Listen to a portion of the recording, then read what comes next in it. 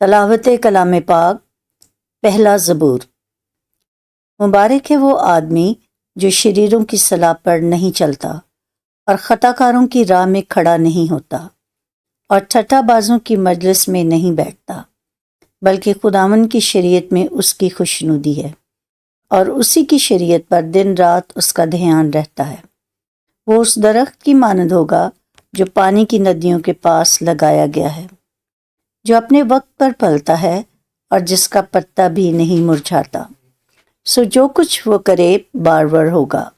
شریر ایسے نہیں، بلکہ وہ بھوسے کی مانند ہے جسے ہوا اڑا لے جاتی ہے۔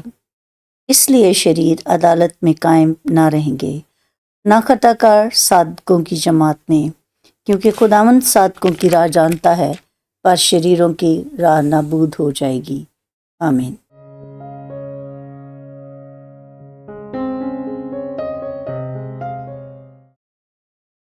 دوسرا زبور۔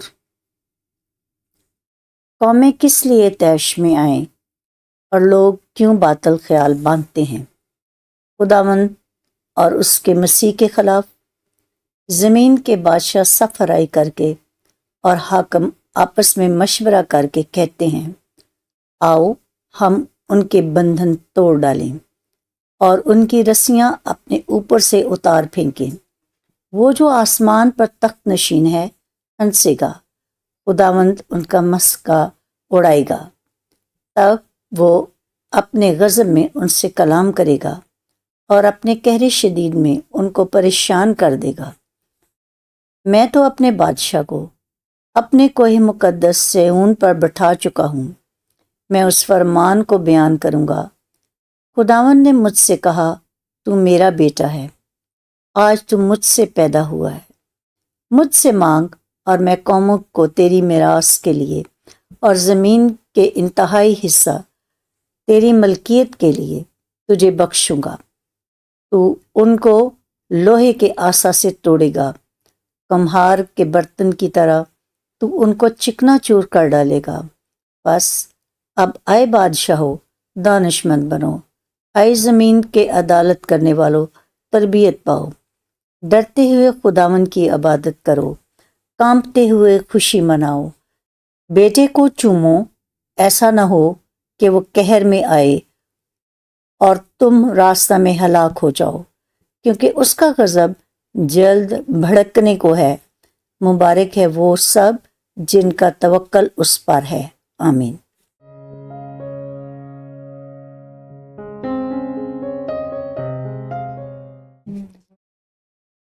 تیسرا زبور۔ اے خداوند، میرے ستانے والے کتنے بڑھ گئے، وہ جو میرے خلاف اٹھتے ہیں بہت ہیں۔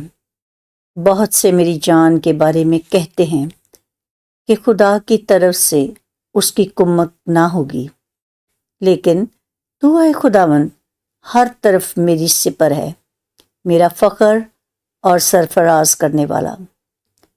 میں بلند آواز سے خداوند کے حضور فریاد کرتا ہوں اور وہ اپنے کوہ مقدس پر سے مجھے جواب دیتا ہے۔ میں لیٹ کر سو گیا، میں جاگ اٹھا، کیونکہ خداوند مجھے سنبھالتا ہے۔ میں ان 10,000 آدمیوں سے نہیں ڈرنے کا جو گردا گرد میرے خلاف صف بستہ ہے۔ اٹھ اے خداوند، آئے میرے خدا مجھے بچا لے، کیونکہ تو نے میرے سب دشمنوں کو جبڑے پر مارا ہے۔ تو نے شریروں کے دانت توڑ ڈالے ہیں۔ نجات خداوند کی طرف سے ہے، تیرے لوگوں پر تیری برکت ہو۔ آمین۔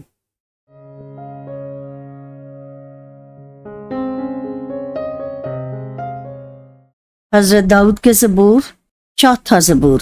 جب میں پکاروں تو مجھے جواب دے، اے میری صداقت کے خدا۔ تنگی میں تو نے مجھے کشادگی بخشی، مجھ پر رحم کر اور میری دعا سن لے۔ اے بنی آدم، کب تک میری عزت کے بدلے رسوائی ہوگی؟ تم کب تک بطالت سے محبت رکھو گے اور جھوٹ کے در پہ رہو گے؟ جان رکھو کہ خداوند نے دیندار کو اپنے لیے الگ کر رکھا ہے۔ جب میں خداوند کو پکاروں گا تو وہ سن لے گا۔ تھرتھراؤ اور گناہ نہ کرو، اپنے اپنے بستر پر دل میں سوچو اور خاموش رہو، صداقت کی قربانیاں گزرانو اور خداوند پر توکل کرو۔ بہت سے کہتے ہیں کون ہم کو کچھ بھلائی دکھائے گا؟ اے خداوند، تو اپنے چہرہ کا نور ہم پر جلوہ گر فرما۔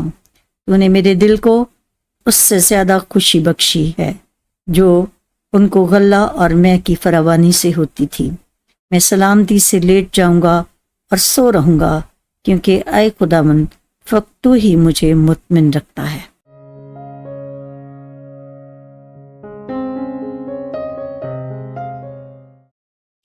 پانچواں زبور۔ اے خداوند، میری باتوں پر کان لگا، میری آہوں پر توجہ کر۔